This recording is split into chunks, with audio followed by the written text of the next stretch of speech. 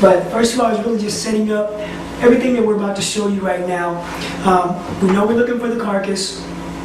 We're looking for, the carcass has appeared. So we want to make sure the timing is right, we want to make sure the location is right, and we want to make sure the group that it appeared amongst is right. So we're going to look at timing, who, where, and then we're going to present the carcass. So as far as timing goes, we read in Genesis chapter 15, we're reading about the covenant that God formed with Canaan, we're reading about the 3 carcasses that he divided against each other, and the turtle dove and the pigeon. Again, carcasses appears. You know that whenever you see carcass, it represents the gateway back into the garden.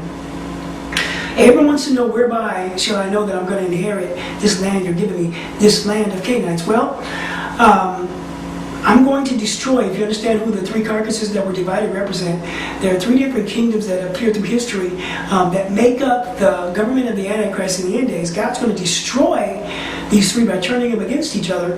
When you read through the Bible, you see his ability to cause armies to destroy each other. So Abram believed him back then, but Israel actually saw him in action. But he's going to cause these kingdoms, these accumulated kingdoms, who have now become the foundation of the Antichrist kingdom, to just kill themselves right at the gateway of the altar, because every sacrifice is offered at the gateway of the garden. But of course, the turtle dove and the pigeon. The turtle dove represents, the dove that went and found the olive branch that signified that there was a land available. And then, of course, the young pigeon, it can be trained on how to go home. So, no doubt, events of finding the land and events of going home.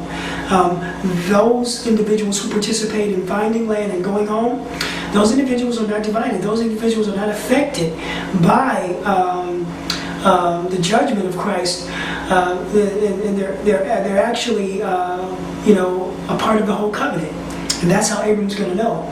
That he's going to tell some people about the new land. He's going to bring them into the new land. He's going to show them how to get home. But the rest of the covenant is, fowls came down on the carcasses. Abram drove those carcasses away. A great horror came upon him, he fell asleep. His people go through 400 years of slavery. Now you got to understand that he brings them into the land of Ham. He baptizes Abram. God baptizes Abram into the things of Ham. That's why he changes his name. Abram's people go through 400 years. If you understand the history of Africans, they go through 400 years. So you have a parallel. The beginning is the ending. So of course Abram's people go through 400 years of slavery. Ham's people have to go through 400 years of slavery. We have a chart right here. I know you can't see it, but we're going to have illustration posted on the DVD so that you can actually see it, but I'm going to go ahead and point to it for myself as I explain it. But what I have here is I have the Exodus, 400-year period of slavery from estimated 1850 BC to 1450 BC. Okay, so what we have is, we have the Exodus, which was from estimated 1850 BC to 1450 BC, 400 years. Then you have the period of silence, but let me go back. Exodus was for the lineage of Shem. Everyone gets baptized into a 400-year period of the 3 sons of Noah. Noah is the original covenant, the very first covenant, the original covenant. And so each son gets baptized into 400 years of slavery. So anyway, Shem gets baptized into slavery underneath the sons of Ham. Then the period of silence from the book of Malachi into the 4 Gospels, Matthew, Mark, Luke, and John. During the period of silence is the time of philosophies. If you look back to the history of the Europeans and of all the lineage of Shem, they were baptized into an abyss of thought. And even to this day, they love to get in discussions where you're just constantly thinking about a topic but never coming to a conclusion. That's like an enslavement. When I say they, I'm not talking about the whole group. I'm just talking about the group that persists in just thinking all the time but never having a conclusion. Politicians do that. They constantly tell us what the solution is going to be, but we never get to it. So the period of silence is the baptism into philosophy, baptism into an abyss of discussion. That happened when Alexander the Great, part of that happened when Alexander the Great began to push eastward, getting baptized into Oriental mysticism, mysticism of the Orient, and also just philosophies during that time, with Socrates and Plato and all the other philosophers that came along during that time period and that were being studied amongst the Greeks. Then you have the Atlantic slave trade from 1480 AB to 1880 AB. In 1480 AB, I say AB instead of AD because AB means after birth of Christ. The Portuguese, taking slaves out of Africa, officially built a slave fort in Lima, Ghana, and began to sell Africans as products, trading them for guns and wine and all sorts of things.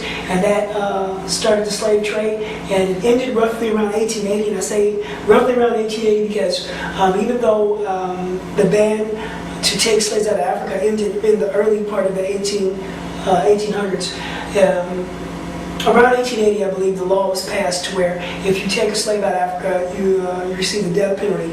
So I believe it really died down around 1880. When you research the book of Daniel, you find there's a period of 490 years. And so what happens is, we're talking about the timing here of the appearance of the carcass. So what happens is, if you add 90 years to 1880, which is talked about, spoken about in the book of Daniel, you come to around 1970. So we're talking about timing, right? So when you get to around 1970, you have a group of people who have gone through, worldwide, gone through their 400 years of enslavement.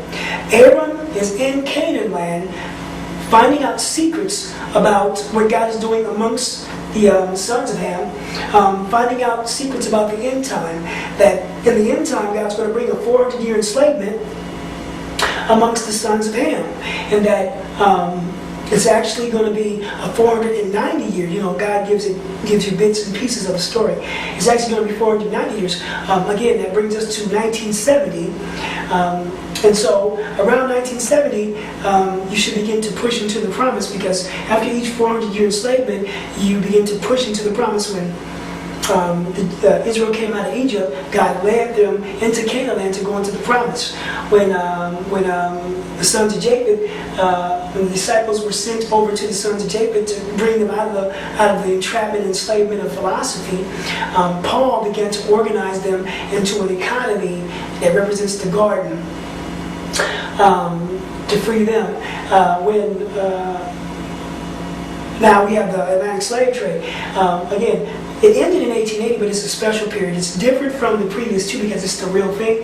The previous two couldn't be made like the real thing because the real thing has to be like the real thing. So it's actually 490 years. When you read the book of Daniel, it says 490 years have been determined upon thy people to finish up the transgression, to finish up the sins. It mentions people and city. You go back and read in Daniel, I believe it's chapter 9. Matter of fact, I'm going to pause and I'm going to get that on the read.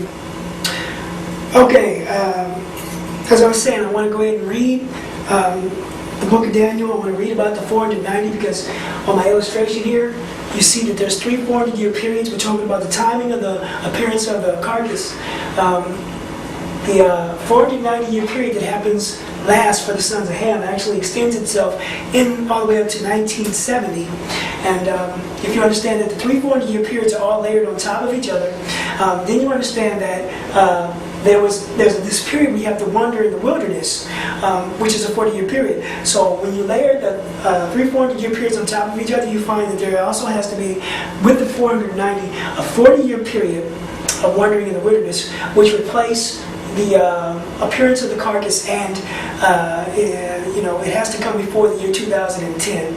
And I'm not a date setter, but I am a season. Pay attention to the seasons. But it should be by the year 2010 that you should see the carcass. It should be a mainstream thought. It should be something that's in the public for everybody to observe.